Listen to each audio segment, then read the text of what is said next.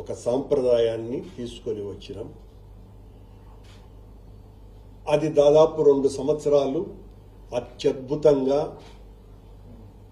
మొత్తం దేశంలో ఉన్న హిందువులంతా కూడా ఎంతో గొప్ప నిర్ణయం తీసుకున్నారు. మఠాధిపతులు దాదాపు 23 మంది వాళ్ళ ఆశీర్వాదంతో తీసుకున్నటువంటి ఈ నిర్ణయం పట్ల అందరూ హర్షించటమే కాకుండా మాకందరికీ కూడా ఈ దర్శనం కల్పించినారు అని వేణోళ్ల పొగిడిన సంగతి అందరికీ తెలిసిందే. కూటమి ప్రభుత్వం అధికారంలోకి వచ్చిన తరువాత ఈ క్యూ లైన్లలో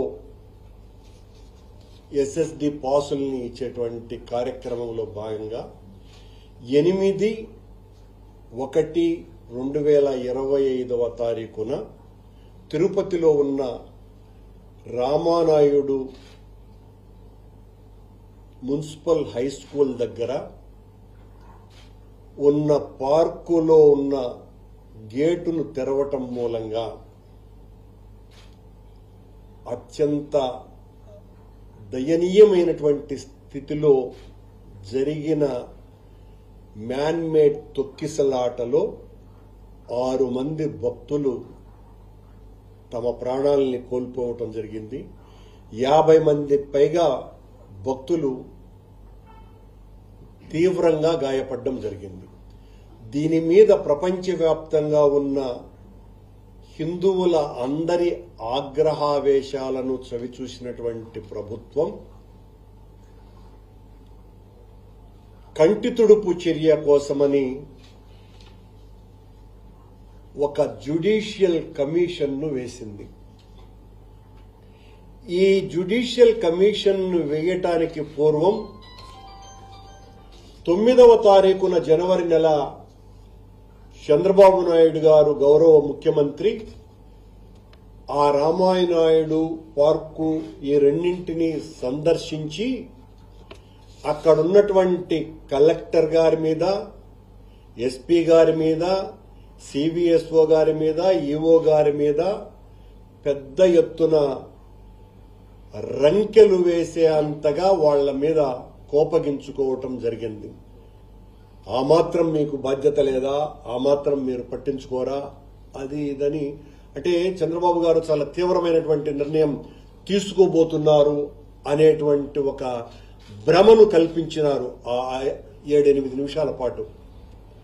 తరువాత ఆయన ఈ జ్యుడిషియల్ కమిషన్ను ఏర్పాటు చేయటం జరిగింది. ఈ సందర్భంగానే పొద్దున చంద్రబాబు నాయుడు గారికి వచ్చారు, మధ్యాహ్నం గౌరవ పవన్ కళ్యాణ్ గారు కూడా వచ్చి ఈఓ చైర్మన్ల మధ్యన ఏమాత్రము కూడా పొంతన కుదరటం లేదు, వాళ్ల మధ్యన అవగాహన రాహిత్యం ఉన్నది, దీనికి వెంటనే మీరు క్షమాపణలు చెప్పాలి జరిగినటువంటి దానికి మొత్తం అని ఈ రకంగా చెబితే తప్ప దీనికి మరొక గత్యంతరం లేదు అని చెప్పి నేను చెప్తున్నాను క్షమాపణలని ఆయన క్షమాపణలు కూడా చెప్పినాడు. సరే, దానికి చైర్మన్ గారు ఆయన చెప్తే నేను ఎందుకు చెప్పాలి క్షమాపణలు అని నసిగి ఆ తర్వాత ఆయన కూడా సన్నగా నొసిగినారు నేను క్షమాపణలు అన్నట్టుగా. సరే, ఈ తతంగమంతా అయిన తర్వాత ఈ ముఖ్యమంత్రి గారు వేసినటువంటి ఈ జ్యుడిషియల్ కమిషన్ కు ఒక 4-5 రోజుల ముందే అక్కడున్నటువంటి ఆ డైరీ ఫామ్ అధికారి హర్నాథ్ రెడ్డిని, ఆ క్రైమ్ డిఎస్పీ రమణ కుమార్ని ఇద్దరిని సస్పెండ్ చేసి ఎస్పీ సుబ్బరాయుడు గారిని, జేఈఓ గౌతమి గారిని ఇద్దరిని కూడా, అలాగే డిఎస్పీ ఎస్పీ జేఈఓ గౌతమిని ఇద్దరిని కూడా ట్రాన్స్ఫర్ చేయటం జరిగింది. వీళ్లే బాధ్యులు హర్నాథ్ రెడ్డి, రమణ కుమార్ అని చాలా గట్టిగా వార్నింగ్ ఇస్తూ వాళ్ళని ఇద్దరిని కూడా సస్పెండ్ చేయటం జరిగింది. ఆ తర్వాతనే ఈ కమిషన్ వేసినారు. ఆయన వేసిన తరువాత ఈ కమిషన్ నిర్వహణ ఎలా ఉంది అంటే చంద్రబాబు గారు ముందే నిర్ణయించుకొని ఈ రకంగా మీరు కమిషన్ రిపోర్టు ఇవ్వాలా అని చాలా ప్లాన్డ్ గా గవర్నమెంట్ నుంచి కమిషన్ కు రిపోర్ట్ ఇచ్చి ఈ రకంగా ఇవ్వండి అని 6-7 నెలలు దాన్ని చాలా మందితో విచారించినట్టుగా, సాక్షుల్ని విచారించినట్టుగా, చనిపోయిన వారి బంధువులని, ప్రత్యక్ష సాక్షులని కలిసినట్టుగా, తమకు కావలసినటువంటి వాళ్లతోనే సాక్ష్యం ఇప్పించుకున్నట్టుగా ఈ రోజున చాలా స్పష్టంగా అర్థమైపోయింది. హర్నాథ్ రెడ్డిని, రమణ కుమార్ అనేటువంటి మేకల్ని బలిచ్చినారు. నిన్న కేబినెట్ లో ఒక నిర్ణయం తీసుకున్నాడు, వీళ్ళిద్దరి మీద క్రిమినల్ కేసులకు ఆదేశిస్తున్నామని ముఖ్యమంత్రి గారు కేబినెట్ సమావేశంలో. మేకల్ని బలిచ్చినారు, అసలు నిందితుల్ని వదిలేసినారు.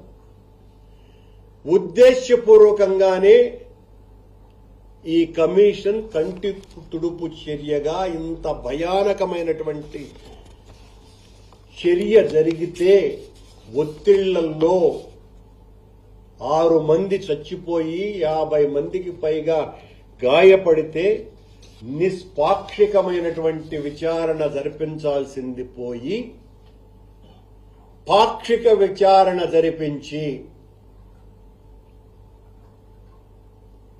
ఆ ఇద్దరి మీద ఉన్నటువంటి కోపాన్ని, ముఖ్యంగా హర్నాథ్ రెడ్డి మీద ఉన్నటువంటి కోపాన్ని, ఆ హర్నాథ్ రెడ్డి అనే వ్యక్తి వైసీపీకి ఏదో కొమ్ము కాస్తున్నాడని గత 5 నెలలుగా చంద్రబాబు నాయుడు గారికి సంబంధించినటువంటి వాళ్ళందరూ కూడా ఊదరగొట్టినటువంటి ప్రచారం కూడా మనకందరికీ కూడా తెలుసు.